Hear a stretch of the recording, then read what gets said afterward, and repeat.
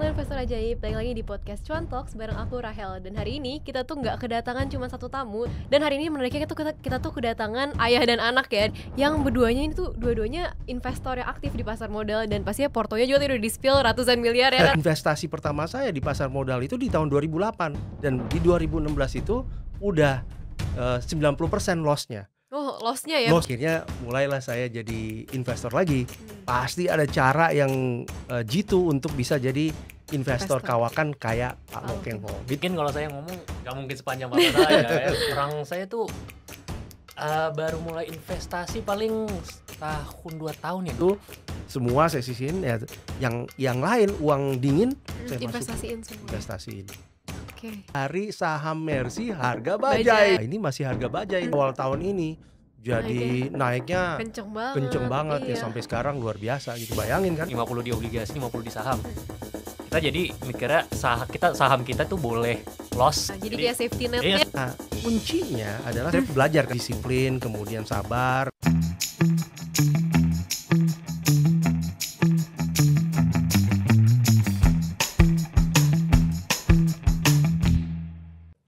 Investor ajaib, balik lagi di podcast Cuan Talks bareng aku Rahel. Dan hari ini kita tuh nggak kedatangan cuma satu tamu, tapi pastinya ada dua tamu yang nggak kalah hebatnya dari tamu-tamu kita di podcast sebelumnya. Dan hari ini menariknya kita tuh kedatangan ayah dan anak ya di sini. Ada Pak Jimmy Gani dan juga Kak Ruli Gani, yang berduanya ini tuh dua-duanya investor yang aktif di pasar modal. Dan pastinya portonya juga udah di-spill ratusan miliar ya katanya. Kalau bareng ya? Bareng, oke. Nah, tapi pasti ini tuh ada dinamis yang unik banget lah ya dari ayah dan anak ini, yang mereka tuh bisa bikin portofolio grow ratusan persen atau bahkan ribuan persen ya throughout the year dari awal perjalanan investasinya. Jadi aku yakin teman-teman ajaib semua juga pasti bisa belajar sesuatu lah dari kombinasi ayah dan anak yang pastinya hebat banget hari ini.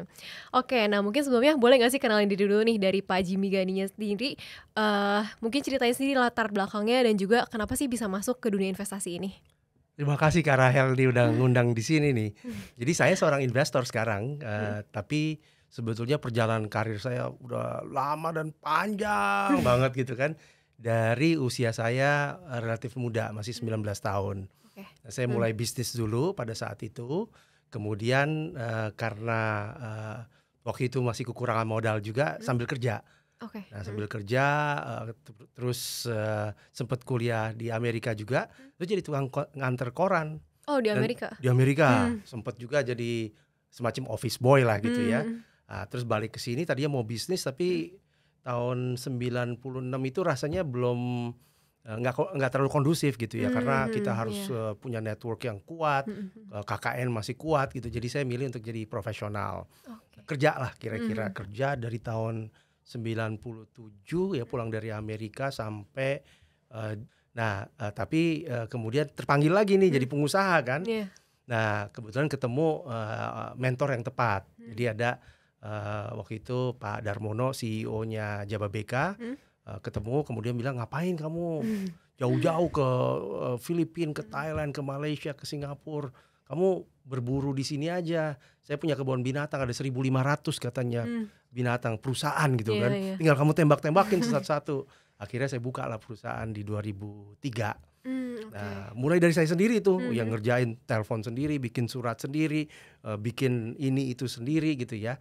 Tapi lama-lama karena disiplin, kemudian sabar, kerja keras, berkembang sampai 2009. Bisnis saya udah oke banget gitu. Anak-anak masih kecil, saya udah mulai santai main golf, biarin direksi profesional yang jalanin. Terus nggak taunya saya diminta untuk bantu di BUMN. Jadilah saya direktur utama BUMN, dapat rekor muri waktu itu karena yang termuda gitu ya sebagai CEO. Nah tapi saya memang pernah punya satu mimpi bakal mau pensiun muda sebelum 40. Nah, begitu 39 tahun 9 bulan, nah itu kebetulan tuh saya terima surat. Saya memang mau apply kan, mau ke pendidikan gitu, mau jadi guru lah, mau ngajar. Begitu saya lihat, saya diterimanya di Harvard lagi kan, terus dapat beasiswa pula. Akhirnya saya minta izin ke bos saya, Menteri BUMN pada saat itu Pak Dahlan Iskan. Beliau bilang kalau sekolah boleh ini. Nah setelah itu saya sekolah lah di sana, balik ke sini ya mau jadi guru, jadi dosen lah gitu kan. Ya sambil ada teman yang minta saya jadi penasehat, jadi komisaris. Nah terus setelah itu saya sempat juga walaupun udah setengah pensiun ya pada saat itu rasanya, tapi saya karena senang dengan pendidikan diminta jadi rektor. Jadi perjalanan saya panjang banget ya. Jadi rektor, terus saat jadi rektor diminta jadi penasehat menteri, penasehat di berbagai organisasi. Nah terus, yang menariknya, saya itu kan jadi rektor 2014 ya. Di 2016 itu ketemu sama satu investor kawakan, namanya Lo Keng Hong. Udah pasti pada tahu ya. Iyalah pada tahu kan. Tahu, iya. Tapi saya waktu itu terus terang belum tahu kan siapa ini. Pak Lo katanya. Tapi menarik gitu. Jadi saya duduk tuh dengerin aja beliau. Dan beliau ngomongnya kan passionate gitu ya tentang ini. Terus banyak sekali yang saya dengerin gitu. Termasuk antara lain ya dia cerita bahwa harta karun terbesar itu di pasar modal katanya. Nah sementara saya punya pengalaman investasi pertama saya di pasar modal itu di tahun 2008. Dan di tahun lama banget. Udah 8 tahun kan pada saat itu 2016 kan. Dan di 2016 itu udah 90% loss-nya. Oh, loss-nya ya, bukan cuannya ya. Bukan cuan. Jadi loss, floating loss ya. 90%. Jadi saya lihat loh, ini saya udah males lagi gitu ke pasar modal. Tapi begitu dengar Pak Lo bicara, saya bilang wah ini saya tertantang lagi gitu. Akhirnya mulailah saya jadi investor lagi. Saya masukin duit di tahun 2016 itu sampai ke 2020 saya masih sibuk. Di 2020 tiba-tiba nggak ada kerjaan, nggak jadi rektor lagi, nggak jadi penasihat menteri lagi. 2020 COVID pula datang gitu kan. Pas lihat Porto sedih. Minus lagi. Yang pertama minusnya 90%. Yang Porto kedua minusnya 60%. Jadi mulai dari situlah saya bilang ini nggak benar nih. Pasti ada cara yang jitu untuk bisa jadi investor kawakan kayak Pak Lo Keng Hong. Itulah kira-kira ceritanya. Oke, ceritanya lumayan panjang ya tadi. Dari perjalanan bisnis, sempat kerja, sekolah lagi juga, akhirnya ketemu Pak Lo Keng Hong yang bikin Pak Jimmy ini jadi kayak titik baliknya kali ya. Betul, untuk mulai investasi lagi. Dan keren banget ya, ini berarti mentor pertamanya itu Pak Lo Keng Hong. Bukan yang abal-abal ya. Oke, kalau dari Karulinya gimana nih? Mungkin boleh diceritain sedikit gak backgroundnya, baru lulus kah? Dan kenapa bisa kenal pertama kali sama dunia pasar modal? Waduh, mungkin kalau saya ngomong gak mungkin sepanjang masa saya ya. Saya tuh baru mulai investasi paling tahun 2 tahun ya, 2002. Kalau mulainya sebenarnya udah dari lama, 2020. Oh, pas lagi COVID juga berarti. Waktu itu kan lagi rame-ramenya kan. Itu juga saya kebetulan masuk ke organisasi di psikologi UI. Nah, kita kan ya masuknya tuh ke departemen yang bisnis, jadi harus ngehasilin duit. Ya waktu itu sih mikir apa ya yang seru. Waktu itu jadi mikirnya mau bikin webinar. Nah, coba ajak lah. Alhamdulillah ajaib mau. Nah, dari mulai situ, dan Bapak kan juga ikut investasi ya. Mulai belajar tuh. Waktu itu ya seiring berjalannya waktu ini ya, sebenarnya kan kalau masih kuliah belum bisa fokus banget. Jadi banyak kelas segala macam. Ya gimana kan maksudnya. Waktu itu aku juga bukan tipe yang pintar banget, mungkin nggak bisa dibilang pintar banget ya. Jadi ya takut banget nggak lulus. Jadi ya inilah fokus belajar, dan baru mulai lagi tuh pas udah lulus, udah kerja kan, dan duitnya juga udah ada kan. Ya alhamdulillah kan punya perusahaan keluarga ini emang nepo baby banget ya. Ya maaf ya, nggak mulai dari nol banget, tapi alhamdulillah kan Papa juga udah lumayan lama lah di investasi. Itu 2024 ya? 24. Nah itu kita mulai bareng lah kan. Juga kalau investasi tuh serunya bareng. Iya benar. Dengerin orang ngomong tuh gimana ya, ngebuka otak banget sih.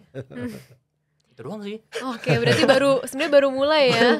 Baru mulai, tapi portonya gimana nih? Udah tumbuh ratusan persen? Udah, alhamdulillah. Soalnya kan ngikutin Papa yang dia losesnya kan tadi cerita ya. Ya kan belajarnya banyak gitu. Alhamdulillah.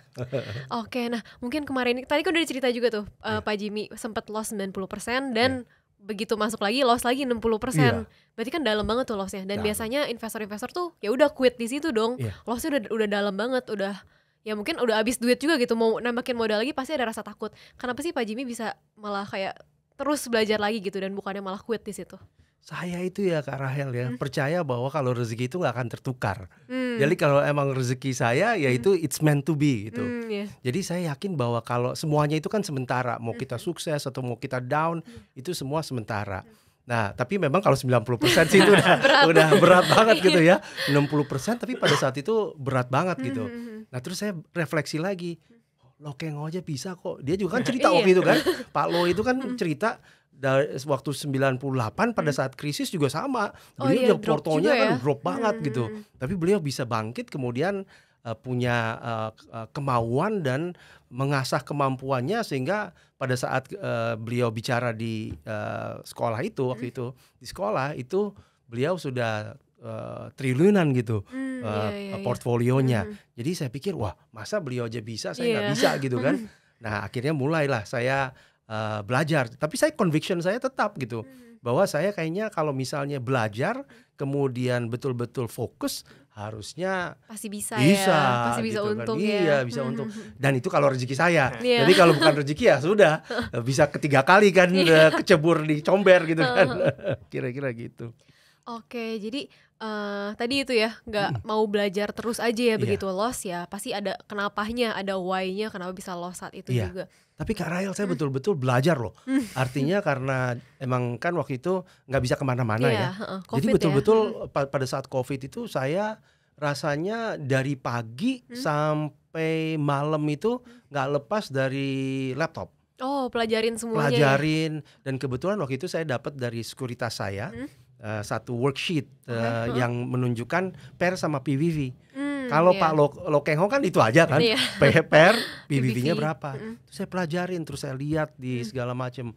Kebetulan juga kan Ruli juga tadi kan memperkenalkan kita dengan Ajaib, kemudian belajar dari berbagai platform di YouTube. Saya lihat wah saya mulai coba untuk analisa sendiri gitu kan. Ya kita kan sekolah juga kan dulu kan, jadi coba lihat gitu rasio-rasionya. Dan akhirnya conviction saya tambah gitu. Sehingga saya tadi walaupun minusnya banyak, tapi saya yakin suatu saat ini karena saya udah mulai berilmu, nanti bisa menang juga. Silatnya kan lama-lama kan asik juga gitu kan.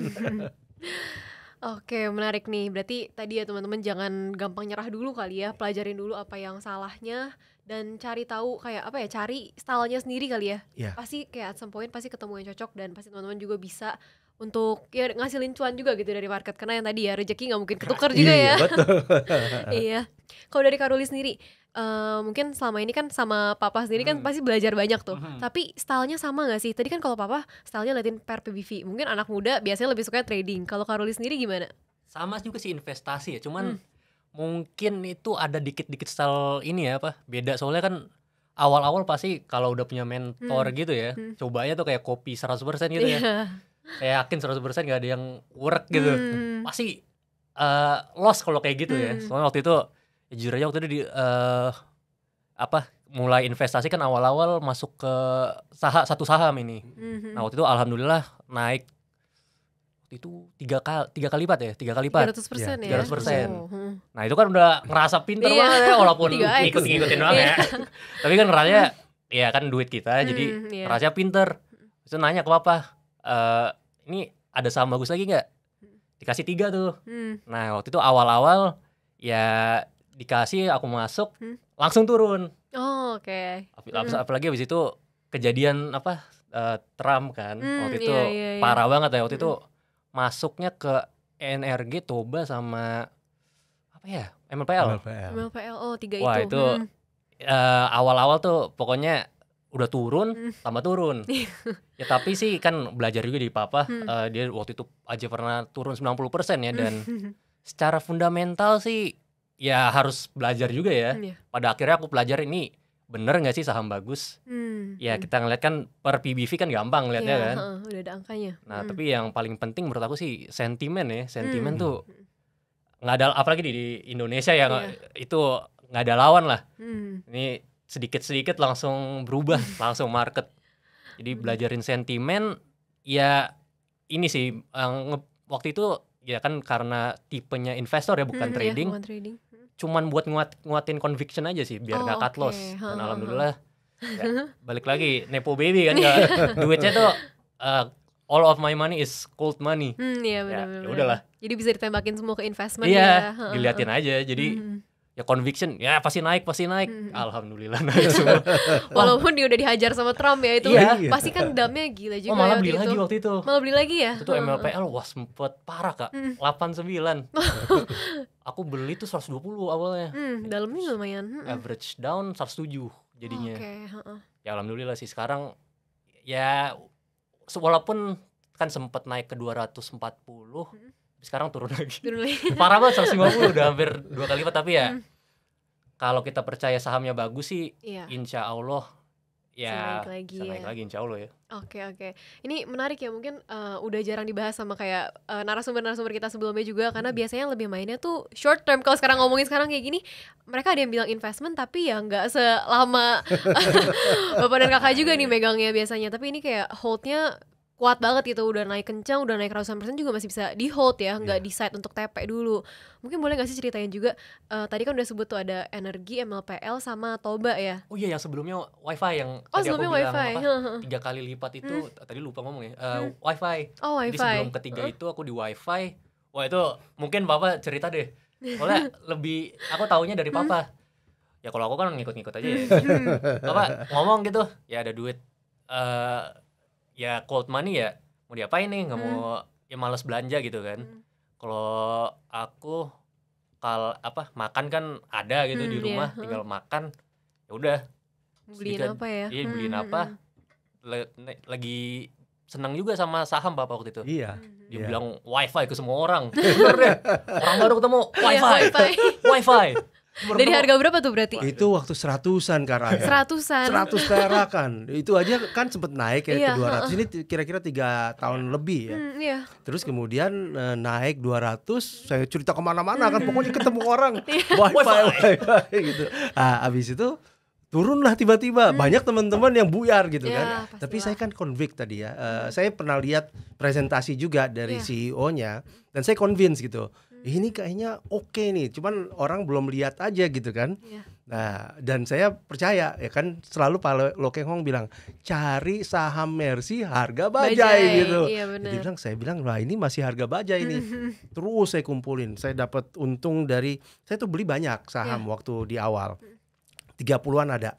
Tapi Bagger 300% saya jual. Setahun 2 tahun kemudian Bagger lagi saya jual. Saya pikir udah bajai harga Mercy, saham Mercy harganya terus kemudian udah lebih dari harga Mercy ya udah saya jual gitu kan. Dapat uang itu saya taruh lah banyak di wifi tadi gitu. Tiba-tiba naik gitu kan. Dari 100 ke 200, 200 ke 300. Awal tahun ini jadi naiknya kenceng banget ya sampai sekarang luar biasa gitu. Bayangin kan? Iya, sekarang udah 3.000-an kali ya. Sempat 4.000 kan, sekarang 3.000-an lagi. Betul. 3.500 ya, hitung sendiri aja ya, cuma dari 100 tuh tadi. Dari 100. Waktu itu aku baru lulus. Jadi maksudnya ya 6 bulan lah ya. Iya. Jadi maksudnya dananya ya belum terbatas banyak maksudnya kalau setahun aja tuh udah wah habis itu. Udah pensiun kalau gitu. Belum apa-apa. Ya mungkin teman-teman sini pada taunya wifi tuh baru rame dari 1000-an kali ya, 1000, 2000, bahkan banyak juga yang masuknya di pucuk banget ya, kayak di 4000-an mereka baru masuk karena yang ada kan kemarin baru keluar tuh newsnya yang tender kan. Yang tender itu banyak tuh yang masuk di 4.000-an juga pada nyangkut di atas. Sekarang kan 3.000 lagi kan. Nah kalau misalkan view dari Pak Jimmy sendiri gimana nih, masih menarik gak tapi wifi? Boleh di spill dikit. Gini, kalau saya ngelihat dari awal kan emang udah menarik. I was convinced gitu ya. Saya benar-benar convinced bahwa ini saham yang bagus dan akan grow gitu. Karena Indonesia butuh connectivity. Dan internet ini kan masih belum terjangkau belum ke semua daerah gitu kan. Jadi saya itu dulu gitu, mindset saya udah terbentuk gitu. Dan mulai dari 100, 200, jadi average saya kira-kira 252. Sehingga saya kan beli murah, jadi berapapun dia turunnya untuk saya nggak ada masalah, masih aman gitu.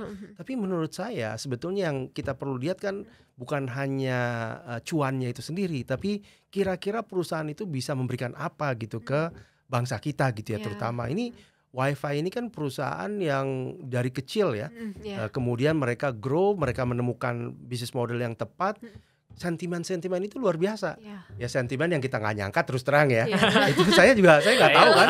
Itu tiba-tiba di bulan Januari kan Pak Hashim beli gitu. Yeah. Terus ada sebelumnya ada Pak Arwin, ada Pak Fadel Muhammad. Ini jadi itu sosok-sosok yang saya kenal walaupun mereka nggak kenal saya ya.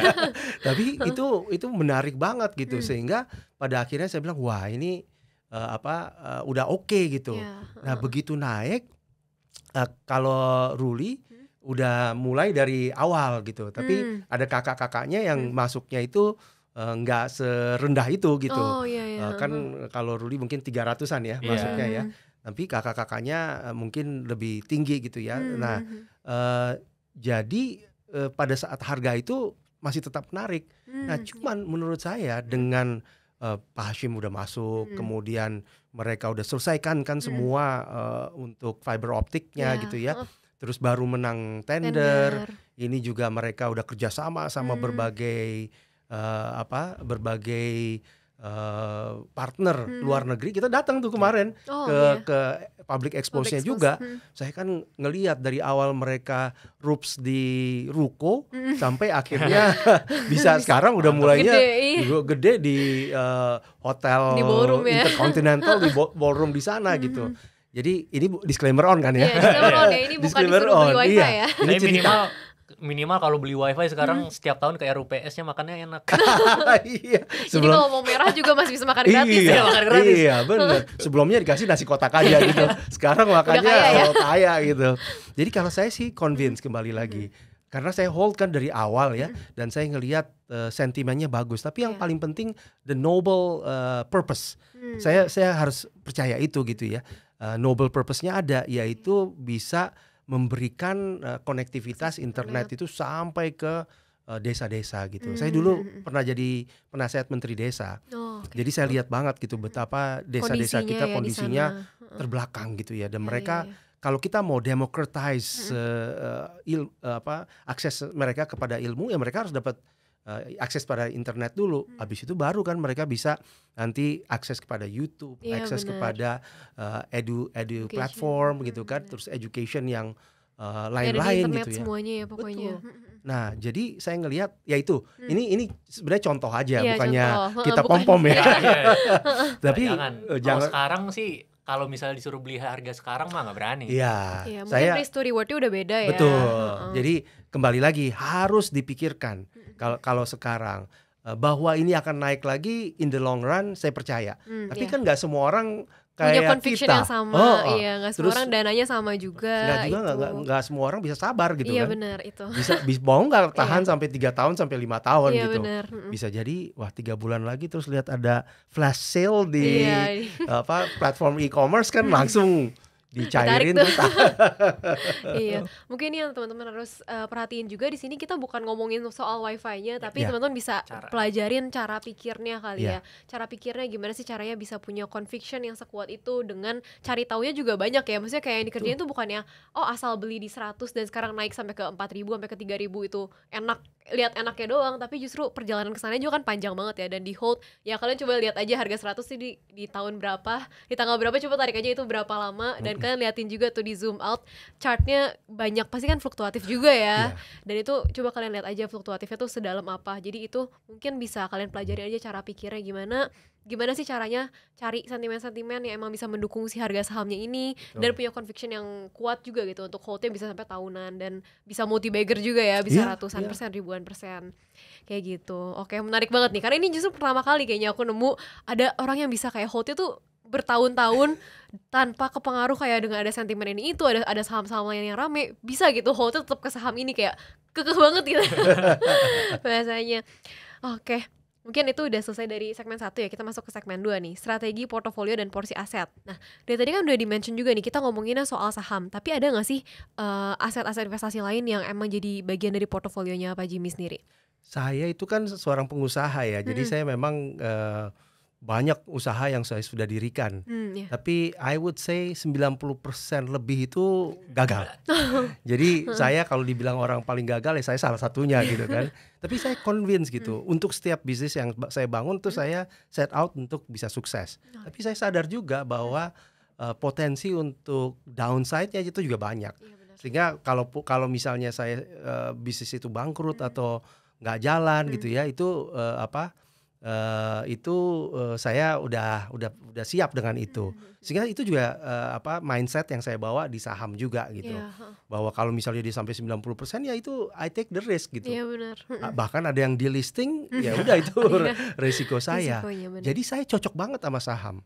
Nah, saking cocoknya saya sama saham, saya tuh nggak ngelihat ke yang lain, nggak bisa pindah ke lain hati lah kira-kira gitu, setia gitu. Saya pernah masuk reksadana sebelum tahun 2020 ya, terus saya lihat gitu, kok nggak sebanding dengan returnnya gitu ya. Terus saya pikir ya udah saya jual semua, terus saya all in di saham. Terus terang sih kalau bicara saham, ya saham paling besar yang saya punya itu ya saham di perusahaan saya sendiri.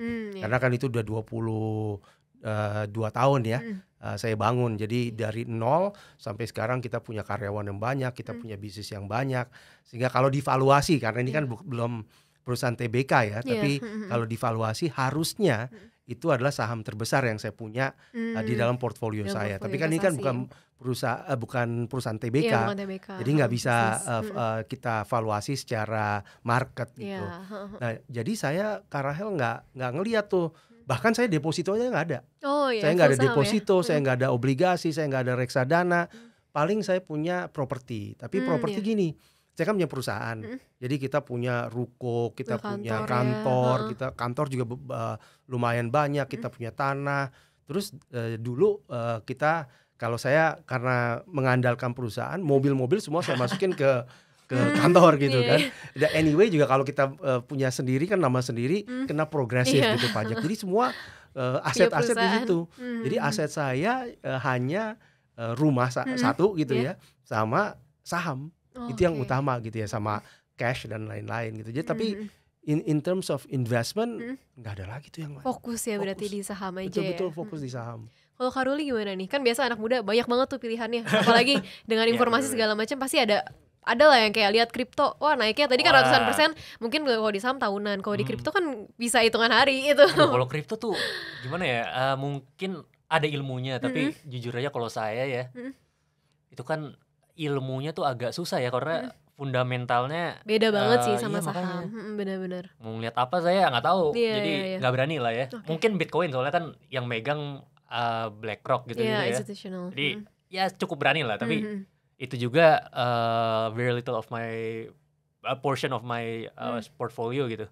Paling sih obligasi ya, obligasi soalnya masukin juga. Iya, obligasi soalnya mikir kan ya saham nggak pasti gitu, jadi obligasi lebih aman pasti. Ya. Jadi mikirnya tuh misalnya nih kita taruh 50-50 nih, 50 di obligasi, 50 di saham. Kita jadi mikirnya saham kita tuh boleh loss sebesar persentase obligasi. Oh iya, jadi kayak safety netnya ya. Safety net jadinya. Ya enak-enak aja sih. Benar. Ya, saya juga nggak ngerti sih ini pikirnya gimana. Saham 90%. Itu maksudnya ya kan saya tahu ya uangnya berapa ya. Maksudnya, itu mayoritas duitnya. Parah banget. Itu 10% cash gak nyampe ya. Enggak, jauh. Jadi unrealized gain semua, jadi nggak bisa kena tax. Ini justru kayak kebalik ya, biasanya tuh kan papa-papa tuh lebih konservatif ya. Ini malah anaknya lebih konservatif, dimasukin ke obligasi sebagian. Rasa lebih pintar sih. Ya, emang beda. Kalau saya masih muda nggak tahu apa-apa, yang pasti dulu aja. Iya benar. Tetap ada safety netnya, tapi tetap ada bisa cari gain dari yang lain juga ya. Intinya ya meminimalisir resiko aja ya. Dan semuanya ini tuh tadi beli obligasi gitu juga bisa diajaib ya. Satu platform. Jadi bisa main sahamnya juga, bisa liatin obligasinya juga, bisa ngambil ngeliatin market yang lain juga. Jadi enak ya, banyak pilihannya dan ya enak lah. Dari UI UX juga kan gampang ya pindah-pindahnya satu aplikasi ya. Oke, nah kalau misalkan strateginya sendiri, kan tadi dari Pak Jimmy udah mention juga ya, semuanya kan lebih berbasis fundamental. Pernah nggak sih sebelumnya tuh kayak coba-coba style yang lain? Tadi kan lihatnya dari Perma PBV doang, sebenarnya simple, very simple. Tinggal cari saham yang murah dan tunggu dia sampai ke harga wajarnya dia, harga dia yang seharusnya. Tapi ada nggak sih pernah cobain strategi yang lain, dan kenapa sih tetap balik lagi ke cara yang bisa dibilang very conventional nih, cuma lihat per PBV doang? Terus terang ya, Kak Rahel. Jadi sebelum tahun 2016 dengerin Pak Lokeng Hong, saya juga saya tahu tuh, saya belajar kan, saya sekolah MBA tahun 90-an udah gitu kan. Tapi saya nggak terlalu memahami aplikasi daripada rasio-rasio itu, price to earning ratio, price to book value dan seterusnya. Sehingga waktu saya beli di 2008 tuh saya nggak terlalu perhatiin itu. Yang saya tahu, wah ini orang satu kampung nih, yang punya saham, saya masuk gitu kan. Terus dipengaruhi dulu kan belum online kan, dipengaruhi oleh account officernya, Pak beli ini kata brokernya kan, jadi saya ikut aja gitu. Nah pada saat Pak Loh Keng Hong itu presentasi, saya terkagum-kagum dan saya akhirnya ingatnya itu aja. Jadi dan saya convince, oh iya ini benar, ini yang saya pelajari dulu, bahwa sebetulnya ada rasio-rasio yang menggambarkan tentang kondisi perusahaan itu dan juga saya lihat potensi perusahaan itu ke depan. Jadi saya setelah itu saya pikir nggak ada lagi tuh saya cara-cara lain nggak gitu. cari-cari lagi Nggak juga cari-cari ya, udah lain. cocok yang satu ini ya soalnya. Betul. Jadi saya betul-betul kalau pairnya oke, PBV-nya bagus, berarti sahamnya murah. Iya, upside potential masih ada. Betul. Tinggal lihat itu sebetulnya saham Mercy nggak gitu. Kalau begitu itu saham Mercy, ini jadi akhirnya di 2020 itu saya cairin tuh reksadana, saya kumpulin tuh semua. Saya punya banyak rekening kan, soalnya kan saya kerja dari muda kan, dari tukang koran segala kan, jadi lumayan lah uang gitu kan. Saya kumpulin, bahkan pensiun saya di BPJS itu juga saya cairin juga. Karena udah tua kan, jadi bisa tuh jaminan hari tua saya cairin semua. Terus saya almost all in gitu kayak kata Karuli tadi, almost all in. Pokoknya saya sisain karena anak-anak kan masih sekolah, jadi semuanya kan mau sekolah di luar negeri pada saat itu ya. Jadi saya sisihin ini yang untuk anak-anak sekolah. Saya juga sekolah juga kebetulan Kak Rahel. Jadi saya lagi ngambil sekolah juga nih S3. Jadi saya sekalian gitu juga sisihin itu. Semua saya sisihin ya, yang lain uang dingin saya masukin. Investasiin. Oke, kalau dari Karuli sendiri pernah nggak sih cobain strategi-strategi yang lain selain tadi ya pakainya kan pair PBV tuh, pernah nggak sih cobain mungkin ke swing atau mungkin kan belakangan ini ya banyak saham-saham yang naiknya juga gila ya, maksudnya naiknya kenceng banget kayak tadi saham-saham konglo lain lah selain yang WiFi, pasti banyak sentimen lain yang tahun ini ya cukup enak ya untuk di tradingin. Pernah nggak sih coba-coba style lain? Sebenarnya agak bohong sih Kak. Ini soalnya gini nih, maksudnya gini nih. Kalau kita ngomongin fundamental ya, WiFi sekarang harusnya udah kejual. Oh iya. Malah saya jualnya lebih banyak daripada dia WiFi, curang banget. Nah, jadi menurut saya sih ini ya, fundamental itu penting untuk ngelihat kelayakan kita beli saham ini, maksudnya bagus atau enggak. Tapi kita harus pelajarin juga kan sentimennya. Maksudnya papa saya nih mungkin nggak ngomongin tadi, tapi dia ngeliatin juga kok. Kayak misalnya makanya kan tadi ngomongin WiFi itu perusahaan, dia pelajarin kan itu perusahaannya punya fiber optic di kereta-kereta gitu, dan profit marginnya gede, intinya gitulah ya. Ya sentimen sih ngeliatin ya, apalagi saya tuh juga terpaksa sih kayaknya sentimen. Soalnya kan diterjumusin tadi misalnya ke Toba MLPL. Dikasih minus ya. Ada cerita keren nih Kak. Waktu itu MLPL tuh ada cerita sebenarnya dari papa, kayak nge-push juga MLPL waktu itu katanya ya. Kan mereka habis jual apa nih? Nobu sama MLPT ya? MLPT. Mahal banget kan. Mereka jual banyak. Bilang ke semua orang nih, wah ini bakal naik nih. Ini pasti profitnya naik karena ngejual ininya yang mahal-mahal kan. Ngejual aset. Jadi harusnya profitnya naik. Suruh beli-beli. Saya waktu itu, ya menurut saya udah gede ya. Saya waktu itu udah masukin 30. 30. Ya ternyata minus. Waktu itu minus 11. Q3 Q4 Q2 ya. Q2 nih bakal naik nih. Q2 minusnya 100 miliar. MLPL-nya. Itu sampai sekarang nggak ngerti apa-apa. Nah, tapi waktu itu kan aku percaya kan mereka punya MLPT dan ya ngelihatnya tuh MLPL kalau ngeliat perharinya ya, kita lihat order booknya tuh lumayan, nggak tahu ya, dijaga. Tapi dijaganya tuh nggak boleh naik gitu kan. Oh ya, dikasih ya diresis ya. Iya, diresis turun lagi. Tapi aku mikirnya tuh ini kayaknya market makernya lumayan aktif ya. Jadi waktu itu aku coba deh beli. Waktu itu dari 30 tiba-tiba ya alhamdulillah tuh dari gaji kan kalau orang bilang nih apa gaji kalau bisa berapa? 20%. Di save 20%. 20% ya. Ya kan nepo baby ya, balik lagi ya. 100% ini 100% maksudnya. Ya emang curang tapi ya gimana, soalnya kan mikirnya sih emang curang banget sih itu. Ini mungkin agak side track dulu ya. Ini kalau 100% ya dibanding 20% tuh, kalau mau nyampe 100% tuh harus naik 5 kali lipat, kan gila ya. Maksudnya udah beda inilah ya.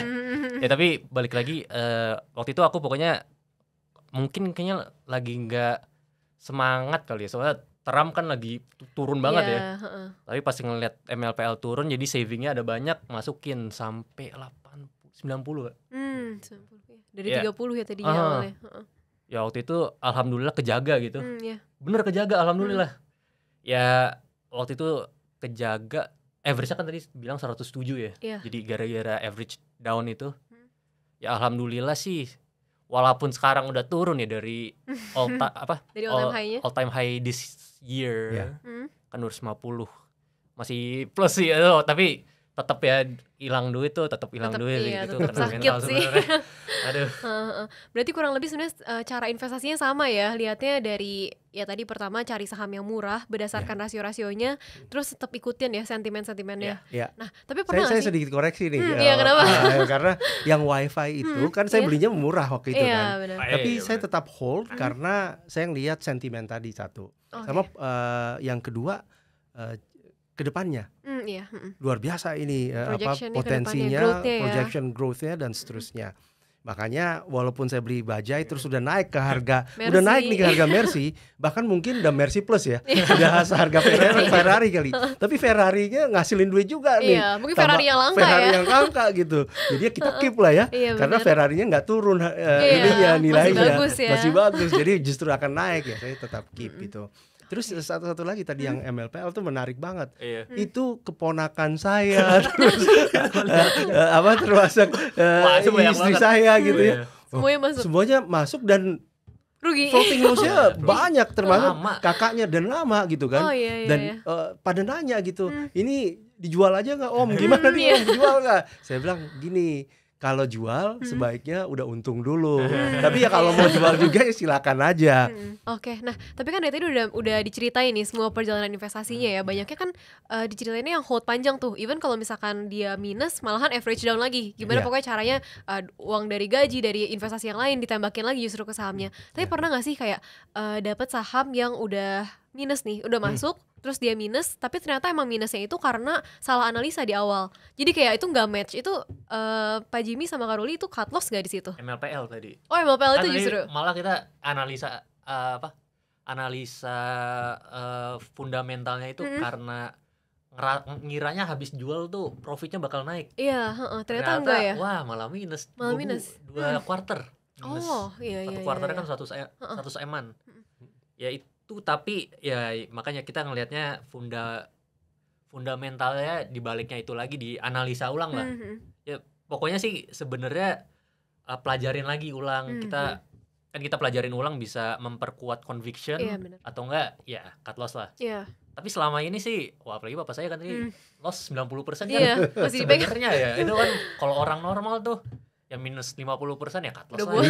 Harus naik 100% soalnya kan tuh. Iya betul. Tapi mungkin karena uang dingin kali ya. Itu paling penting sih itu. Itu uang dingin ya. Kalau uang panas mungkin sih makanya mungkin lebih cocok tuh sama yang saya bilang tadi ya. Tadi mungkin kalau dibagi 2 sama obligasi 50% nyampe ke 7%. Obligasi itu sekarang paling tinggi 6,6-an. 6,6 kurang lebih ya. Kalau 20 tahun ya. Nggak tahu orang naruhnya berapa.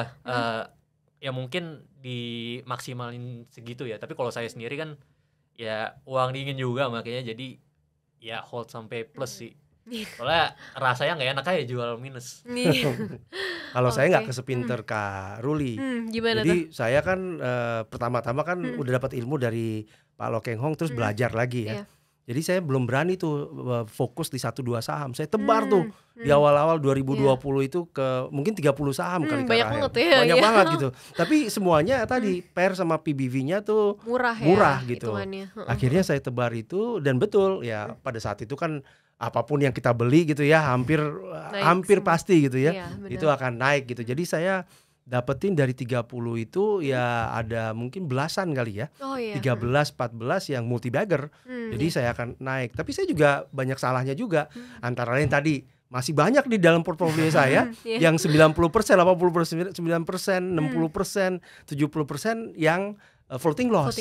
Iya. Nah, at the same time Kak Rahel, itu juga saya juga ngomong ke orang-orang sabar gitu ya, disiplin. Tapi saya juga punya juga beberapa saham yang saya masuk ya. Contoh ini kembali lagi untuk contoh aja gitu kan. Dewa. Saya convince waktu itu, PER-nya, PBV-nya murah. Ya. Tapi terus tiba-tiba saya lihat rugi nih. Saya akhirnya nggak tahan. Padahal ruginya itu kan mungkin karena COVID atau apa, saya nggak ngeliat terlalu dalam. Saya beli 58 terus jual, udahlah. Yang penting nggak loss. 59 saya jual gitu kalau nggak salah ya.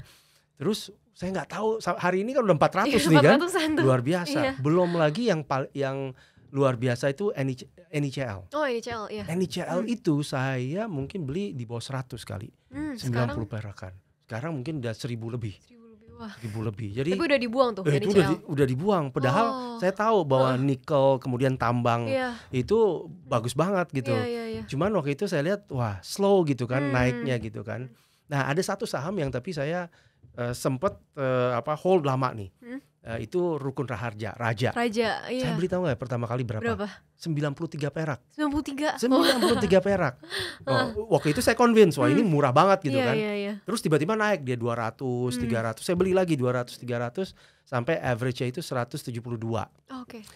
Nah, saya beli lumayan banyak waktu itu kan, salah satu portfolio terbesar saya pada saat itu. Tiba-tiba naik ke 500, 600 sampai 1000 lebih. Akhirnya mulai saya jual-jualin. Dan setelah itu saya pindah ke ada Delta Dunia Makmur waktu itu ya, DOIT.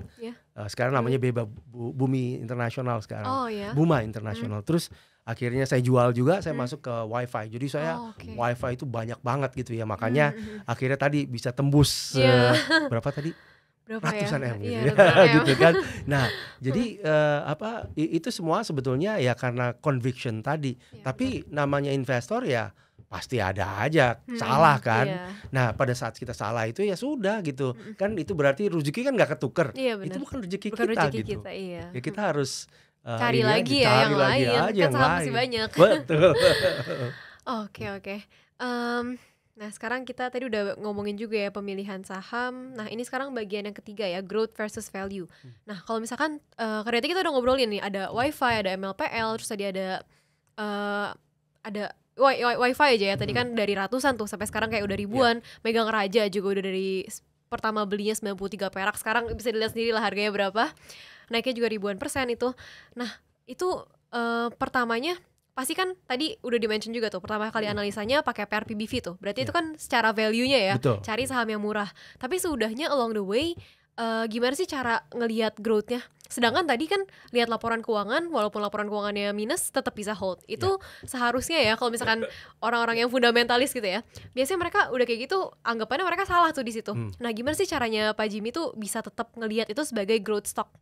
Saya pada dasarnya value investor. Jadi karena tadi belajarnya kan dari Pak Lo Keng Hong kan. Jadi diajarin tadi ya beli saham Mercy di harga bajai. Jadi I'm very convinced about that. Nah, begitu saya masuk dan saya lihat naik itu, memang akhirnya saya harus memilih gitu. Tetap menjadi value investor yang kekeh. Pada saat udah reach harga Mercy tadi terus jual gitu kan. Itu kan value investor kan udah value-nya udah overvalue kan. Kalau misalnya kita sampai di atas itu gitu. Nah, saya kemudian mulai bukan shifting tetapi juga ngelihat potential growth. Kayak WiFi tadi yang Ruli sampaikan kan. Sekarang udah Mercy ya, udah Lamborghini. Udah Lamborghini harganya. Worth it atau enggak? PBV-nya kan sekarang udah mahal ya, banget gitu. PER-nya juga udah mahal gitu. Tapi saya tetap hold karena saya ngelihatnya itu bukan dari sisi value lagi, tapi dari sisi future value dan growth. Jadi dan saya lihat, saya juga tentu juga harus ngelihat analisa daripada para ahli gitu kan. Analis kan mengatakan ini masih bisa punya upside sekian persen. Sekian persen itu tambah bikin saya convince. Walaupun sempet sih Kak Rahel saya nyampe 4.000 ya, 4.100 4.030 kalau terus sama. 4.130 saya jual. Oke. Walaupun sedikit gitu Iya, ya. iya. Untuk take profit aja. Tapi begitu dia turun lagi ke 2.700, apa yang saya jual itu saya beli lagi. Oh, dibeliin lagi di Karena harga saya yang bilang, bawah sayang ya. banget ya. Iya. Kemarin baru Udah berapa 4.000. iya, baru berapa minggu gitu. Iya, 2 minggu benar-benar. udah turunnya luar biasa gitu.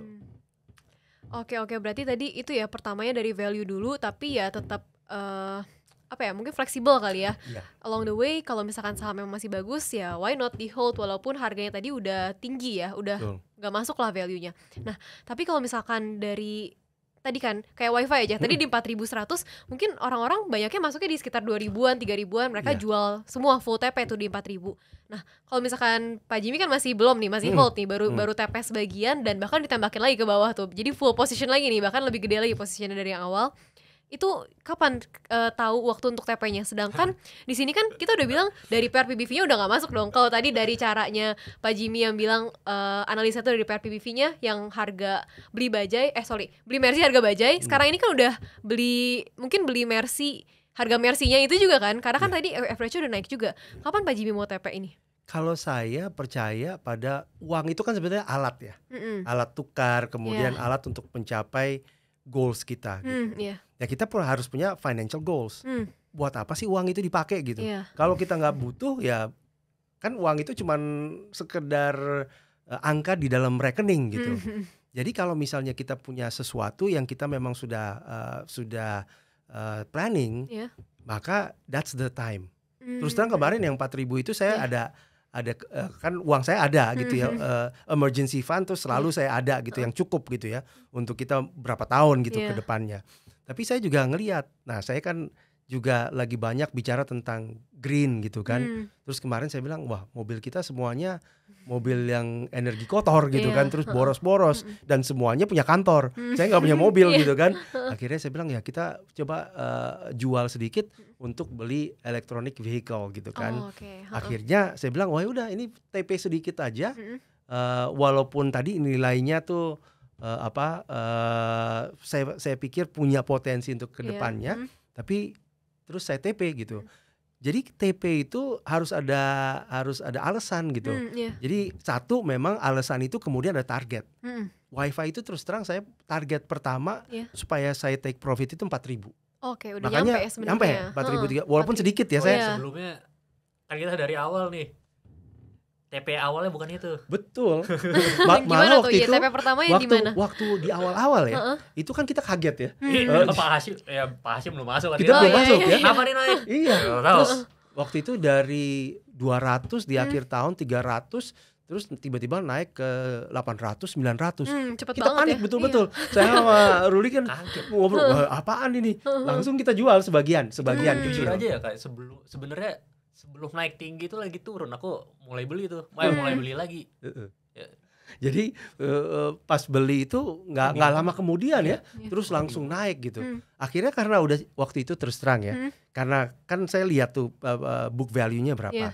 Book value-nya Wifi kalau nggak salah, kembali lagi ini cuma contoh ya. Iya, cuma contoh. Itu kira-kira 500-600, 500-an. Berarti kan kalau udah di atas 500 kan kita udah sampai target gitu kan. Udah sampai target, karena udah value-nya memang udah nyampe iya. gitu. Sehingga waktu itu 800-900 ya. Kita udah mulai jual ya. 700 malah karena kan tadi targetnya kan 500-600. Iya, 500-600. Nah, begitu kita jual, bukannya turun malah Naik naik. lagi. Akhirnya panik. Untung saya jualnya sedikit. Dia yang agak kaget tuh. Ya agak banyak sih. Dia berapa persen ya? Lumayan. Juga soalnya yang value investing banget bapak saya kan ngikut-ngikut aja kan ajarnya value investing ya ikut aja. Nah jadi pada saat itu karena kita convince gitu ya, terus udah nyampe target ya udah lepas dulu.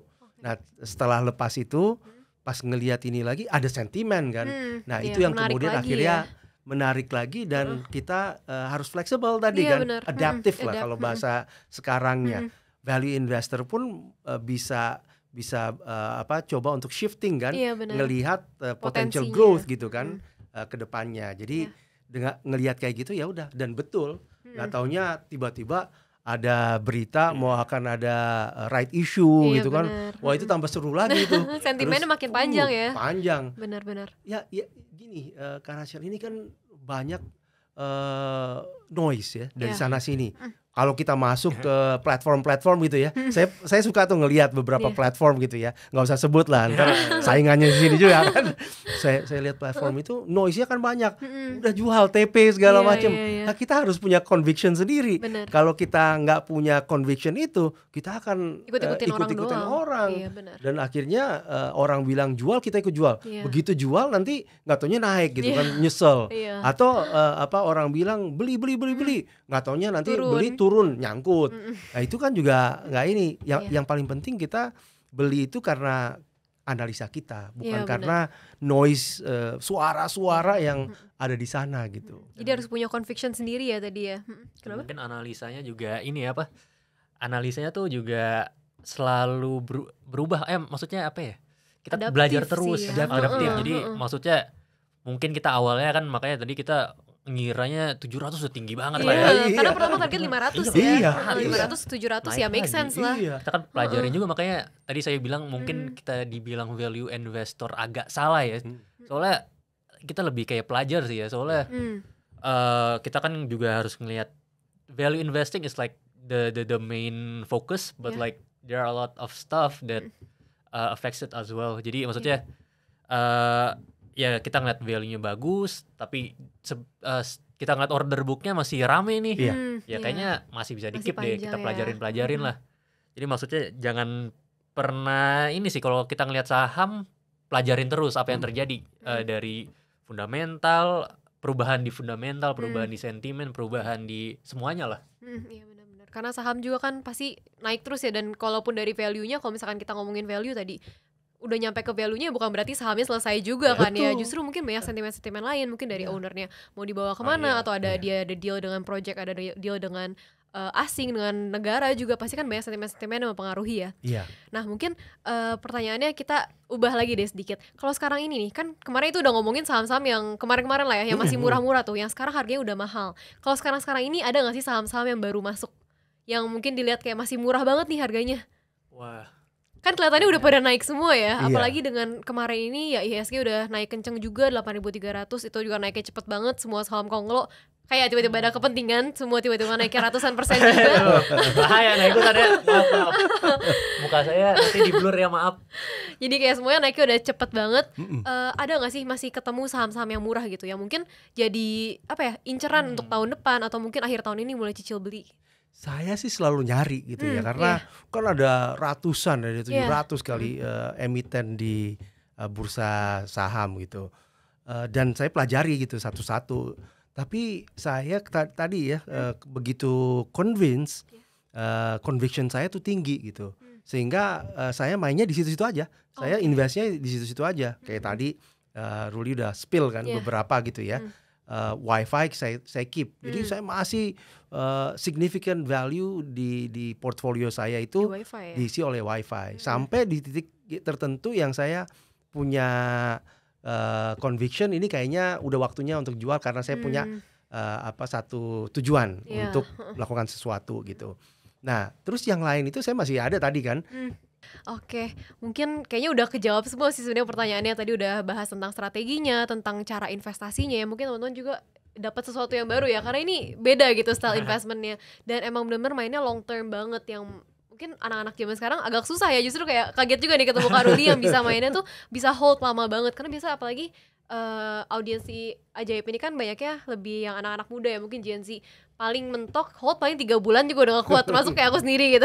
Gak bisa hold tahunan. Jadi mungkin pasti ini banyak banget yang bisa dipelajarin hari ini juga. Tapi mungkin boleh gak sih dari Kak Ruli sendiri kayak kasih beberapa kayak closing statement lah buat teman-teman semua, untuk yang mau mulai investasi saham tuh kayak harus start dari mana sih, dan gimana cara bisa siapin mentalnya supaya tadi pas lagi minus tuh gak cut loss, tapi malahan bisa hold, justru nambahin convictionnya. Kalau menurut aku sih kita tuh ini ya, mungkin orang kadang-kadang tuh mikir gini, kita masuk saham harus pinter banget gitu ya.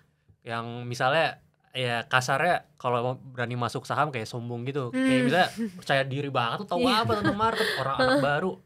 Tapi kalau dari saya sih ya mungkin malah kebalikannya ya, mikirnya harusnya lu sepinter apa sih bisa mikir lu nggak usah kerja sekeras orang pinter ya.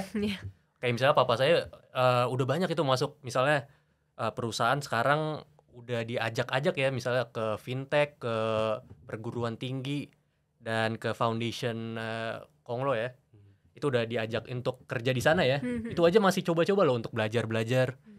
Saya juga alhamdulillah kan bareng papa saya ketemu orang-orang ya pinter, orang-orang sukses. Saya ngelihat mereka tuh gimana ya? Ini bukannya ngatain ya, tapi maksudnya mungkin mereka kayak more normal than I thought gitu. Sebelumnya kayak ini orang pinter banget pasti nih. Tapi mindsetnya tuh sebenarnya ya manusia tetap mereka tetap bisa bikin salah, bisa bikin ini ya manusia normal lah. Tapi yang bikin mereka beda dan menurut saya yang membuat mereka keren itu mereka terus mau belajar, terus mau beradaptasi ke depannya menjadi lebih bagus. Kayak misalnya kita ngomong ini ya Mark Zuckerberg deh. Ya kalau saya jadi dia sih ya males gitu, maksudnya ini udah Facebook udah gede nih, langsung jual aja gak sih? Bener, udah kaya gitu kan, udah enak ya, gak usah ngapa-ngapain. Tapi kan dia mau grow terus ya, jadi bener. Maksudnya what right do I have as a person that's not that smart gitu, yang gak sepinter itu ya, untuk tidak mencoba kerja sekeras mereka gitu kan. Jadi menurut saya, dan orang-orang sekeren mereka, sesukses mereka aja jatuh bangunnya sering banget loh. Wah saya kan ngeliat banget papa saya tadi kan cerita ya 90%, terus dihajar lagi 60% minusnya. 60%, dan di pekerjaan juga kan stres, ketemu orang, waduh ya gitulah. Tapi ya makanya kita orang sepinter itu aja terus berjuang, belajar, harus belajar, ya kita juga harus belajar. Kayak misalnya kalau saya cuman kerja doang, ya yakin bisa terus kasarnya yakin bisa nggak bakal di layoff gitu. Kan kita nggak ada yang tahu masalahnya.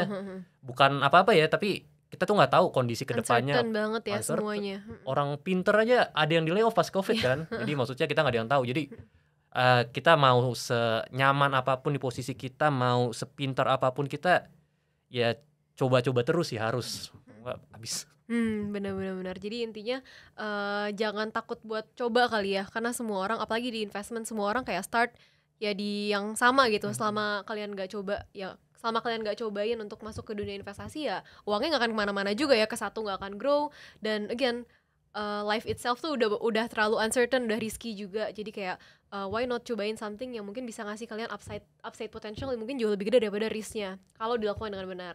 Nah kalau dari Pak Jimmy sendiri ada nggak sih closing statement nih buat teman-teman semua yang mungkin baru mulai investasi lah, dan supaya bisa on the right path dalam perjalanan investasinya? Saya boleh kasih pesan ya ke anak-anak muda gitu ya. Jadi menurut saya success is a journey. Jadi sukses itu journey, yang mana journey itu bisa naik, bisa turun. Kita udah meraih sukses sekarang, belum tentu sukses itu tetap kita pertahankan di masa mendatang. Yang kita anggap sebagai satu failure, belum tentu failure itu selama-lamanya atau berapa tahun kemudian. Karena nanti itu akan evolve. Nah sekarang yang kita perlu lakukan adalah selalu waspada. Dan selalu merasa kalau kita udah sukses, tetap kalau kalau saya Muslim ya itu tawadu, kita tetap rendah hati, humble. Tapi pada saat kita failure, pada saat kita lagi stres, kita lagi kayaknya semuanya gone wrong gitu, gagal, itu kita harus merasa bahwa kita bisa pass through this, kita bisa meraih itu. Jadi kalau kita udah pertama mempunyai mindset itu. Saya banyak baca, dan salah satu yang saya suka itu Stoic. Stoic kan mengatakan bahwa you cannot control the outside forces, but you can control how you respond to the outside forces. Kita nggak bisa mengendalikan apa yang terjadi di luar sana, tapi kita bisa mengendalikan bagaimana kita merespon terhadap apa yang terjadi di sana. Jadi mau itu market lagi turun, mau itu market lagi naik, pada saat turun kita nggak boleh terlalu sedih. Pada saat naik kita nggak boleh euforia dan kita happy-nya luar biasa, jadi sombong. Jadi kita harus tetap humble, kita tetap calm. Nah kalau misalnya kita bisa lakukan itu, maka kita punya mindset yang tepat. Nah, itu yang pertama. Nah kemudian yang kedua, yang paling penting di dalam investasi ini adalah kita harus betul-betul punya uang investasi yang dingin. Gimana caranya? Kita kelola dengan baik uang kita. Ya saya nggak mengatakan kayak Ruli tadi 100% bisa dipakai semua gitu kan. Tapi you can always manage berapa yang masuk, berapa yang kita keluarkan. Nah, yang keluarkan ini kita udah pastikan dulu bahwa itu kurang dari yang kita hasilkan. Dan benar. Kan udah banyak yang ngomong ya. Jadi sisihkan, bukan sisakan. Jadi sisihkan mau 20%, 30%, 40%, syukur-syukur bisa 100% gitu kan. Nah, berapapun yang kita sisihkan itu udah harus di depan kita sisihkan. Nah, kalau misalnya masih belum terlalu banyak, kita ilmunya kurang, taruh dulu di tabungan. Kita pastikan bahwa kita punya ya tadi ya berarti udah ke-summarize juga ya tadi, sabar, tetap disiplin dan tetap mau belajar terus. Karena tadi ya udah 40 tahun mungkin uangnya nggak kemana-mana, tiba-tiba di 5 tahun terakhir ini malahan naiknya berpuluh-puluh kali lipat gitu langsung. Oke, mungkin karena kita udah ngobrol lama juga nih hari ini. Udah bahas semuanya. Iya, nggak kerasa. Udah bahas semuanya dari awal perjalanannya sampai ke akhirnya sekarang tuh bisa investasinya berhasil. Dan ini mungkin cara yang anak-anak muda udah banyak yang tinggalin juga, karena tadi long term investment yang mungkin sounds boring ya. Sounds boring, semua bisa ngerasain gak enak-enaknya juga karena ngerasain minusnya udah pasti. Dan tetap gitu, walaupun semuanya perjalanan ke sana yang gak enak, tapi at some point tuh berhasil mencapai ketujuannya. Ya jadi itu buat teman-teman semua, mungkin semoga bisa belajar banyak juga dari podcast hari ini. Thank you so much buat Pak Jimmy dan juga Kak Ruli. Mungkin that's all for today podcast. Thank you. Ajaib semua bisa.